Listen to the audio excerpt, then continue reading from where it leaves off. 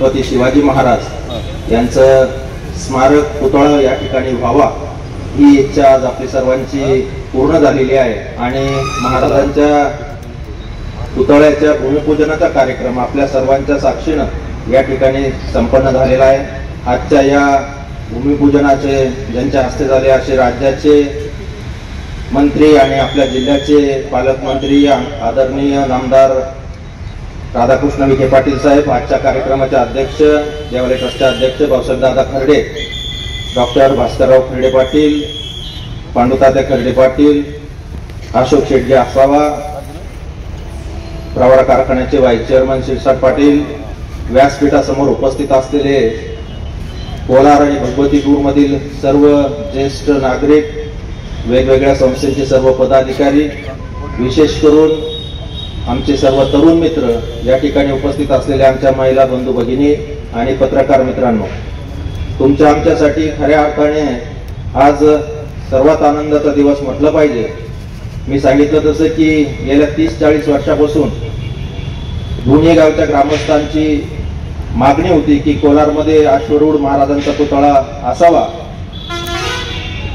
ही मागणी सातत्याने पुढे येत होती। नंतर आमच्या नंतरचं जनरेशन जे तरुण पिढी आहे मग त्यामध्ये विशेष करून शिवजयंती महोत्सव समितीचे कार्यकर्ते असतील, कोल्हाळेश्वर प्रतिष्ठानचे कार्यकर्ते असतील, सर्वच युवक संघटनांचे कार्यकर्ते असतील, गेल्या 10-15 वर्षापासून सातत्याने त्यांची ग्रामपंचायत कोलार बुद्रुककडे नामदार साहेबांकडे असेल, माजी खासदार डॉक्टर सुजयदादा विखे पाटील असेल, यांच्याकडे सातत्याने मागणी होती की कोलारमध्ये महाराजांचा अश्वरूढ पुतळा बसवावा।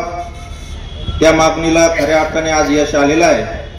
मध्यंतरीच्या काळामध्ये डॉक्टर सुजयदादा विखे पाटील यांच्याशी 2-3 वेळा या सर्व तरुण मंडळीची आणि आमची चर्चा झाली आणि कुठल्या परिस्थितीमध्ये यावर्षी हा पुतळा बसला पाहिजे असा आग्रह या सगळ्या तरुणांनी धरला आणि डॉक्टर सुजयदादा विखे पाटील त्यांनी ही यांची मागणी मान्य केली आणि सुजयदादांच्या प्रयत्नातून, नामदार साहेबांच्या माध्यमातून आजची आपलं स्वप्नपूर्ती या ठिकाणी होत आहे आणि आज त्या अनुषंगानेच हा भूमिपूजनाचा कार्यक्रम या ठिकाणी संपन्न झालेला आहे। या संदर्भामध्ये मी सांगू इच्छितो की गेल्या 5-7 वर्षापासून साहेब जागे संदर्भात चर्चा सुरू होती की हा पुतळा कुठं असला पाहिजे। कोलार भगवतीपूरला आज गावठाण शिल्लक राहिलेलं नाही आणि 2-3 जागा होत्या, मग ते भगवती देवी मंदिरासमोरील प्रांगण असेल किंवा बेलापूर चौक असेल, या 2च जागा आपल्याकडे उपलब्ध होत्या। मंदिरासमोर पुतळा आल्यानंतर त्या ठिकाणी आपले जे देवीच्या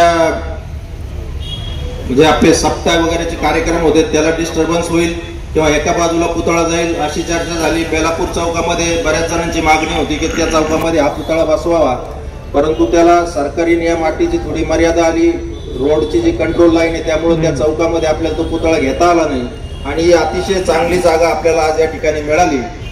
हायवेच्या कडेला असलेली ही जागा आहे, यामध्ये सुरक्षितेच्या दृष्टीने कोणातून सुद्धा लक्ष देणं सहज शक्य होईल। या ठिकाणी पटांगण उपलब्ध असल्याने शिवजयंतीला होणारे कार्यक्रम असतील किंवा इतर वेळी महाराजांच्या संदर्भात होणारे कार्यक्रम असतील त्या ठिकाणी घेण्यासाठी आपल्याकडे या ठिकाणी चांगल्यापैकी जागा उपलब्ध आहे आणि म्हणून ही जागा आपण निवडली।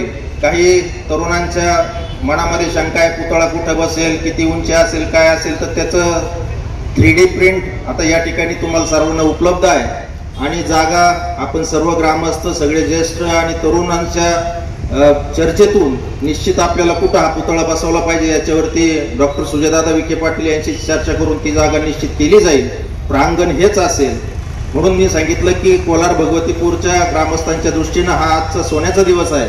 अनेक वर्षाची मागणी आपल्या सर्वांची पूर्ण झालेली आहे। मी कोलार भगवतीपूर ग्रामस्थांच्या वतीनं, दोन्ही ग्रामपंचायतीच्या वतीनं, माझ्यासहित या सर्व तरुण मंडळाच्या वतीनं माननीय माजी खासदार डॉक्टर सुजयदादा विखे पाटील, त्याचप्रमाणे माननीय नामदार डॉक्टर राधाकृष्ण विखे पाटील साहेब यांचे मनापूर्वक आभार व्यक्त करतो।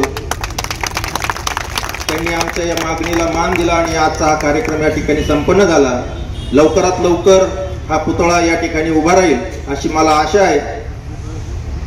डॉक्टर साहेब, तुम्ही म्हटले की पाठबळ द्यायचं, तर चांगल्या कामाला आम्ही सदैव बरोबर आहे।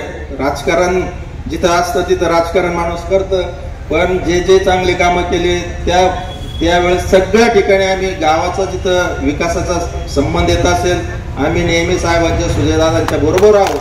जिथं गावासाठी चांगलं काही करायचं असेल तिथं राजकारण करायचं नाही, कारण आपल्याला आपलं गाव पुढे न्यायचं त्या दृष्टिकोनातून काम करायचं आहे. आणि साहेबांनी सुद्धा आता आपला सोनगाव रोड असेल ते जे काम झालं त्यांनी कोलारचं खऱ्या अर्थाने रूप पलटलं. तो 4 लेन रस्ता झाल्यामुळं एक वेगळं वैभव कोलार भगवतीपूरला प्राप्त झालं. आता हा पुतळा बसल्यानंतर आणखी त्या वैभवामध्ये भर पडणार आहे. हायवेचं काम झाल्यानंतर आणखी त्याच्यात डबल भर पडणार आहे. तर माझी आपल्या सर्व तरुण मित्रांना एकच विनंती राहील की साहेब गेल्या काही 1-2 वर्षामध्ये थोडंसं वातावरण आमचं कोलार भगवतीपूरचं दूषित झाल्यासारखं वाटतं, तर त्याच्यामध्ये थोडंसं आपण लक्ष घातलं आणि कोलार भगवतीपूरमध्ये शांतता प्रस्थापित झाली तर अधिक चांगलं होईल.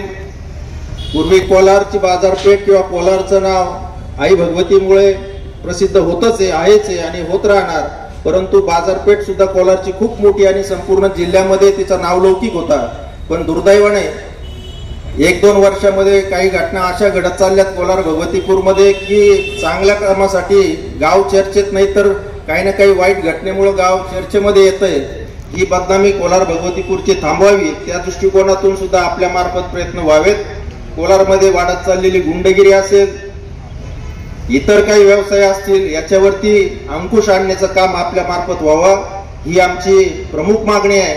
आणि बाकी तुम्ही असाल, सुजय डॉक्टर असतील, यांच्या माध्यमातून विविध विकास कामं कोलारची होतील. टप्प्याटप्प्याने ते सुरू आहेत. पाणी योजना आपली जवळपास 60 कोटीची पाणी योजनेचं काम सुरू आहे. ते सुद्धा काम आपल्या माध्यमातून होतंय, याचाही सर्वस्वी आनंद आमच्या सगळ्या कोलार भगवतीपूर ग्रामस्थांना आहे. असंच सहकार्य पाठबळ आमच्या कोलारच्या पाठीशी आपलं सदैव असावं एवढीच मी आपल्याकडून अपेक्षा व्यक्त करतो. त्याचबरोबर पुन्हा एकदा आमच्या कोलार भगवतीपूर ग्रामस्थांच्या वतीनं मनापासून आपले व डॉक्टर सुजयदादा विखे पाटील यांचे मनापासून आभार व्यक्त करतो आणि माझं मनोगत पूर्ण करतो. जय हिंद, जय महाराष्ट्र. धन्यवाद.